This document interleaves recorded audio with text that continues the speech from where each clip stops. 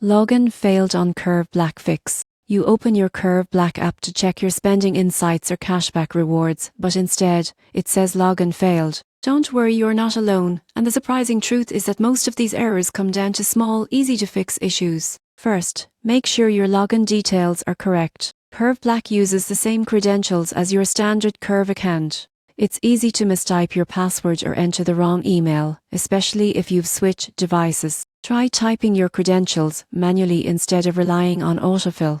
If that still doesn't work, tap Forgot Password and reset it through your registered email. Next, check your internet connection. A slow or unstable Wi-Fi signal can interrupt the login process before it connects securely. Try switching to mobile data or restarting your router. Also, if you're using a VPN ping, disable it. Curve security may block logins from unknown regions or mass tips. If everything seems right but the error persists, update your Curve app.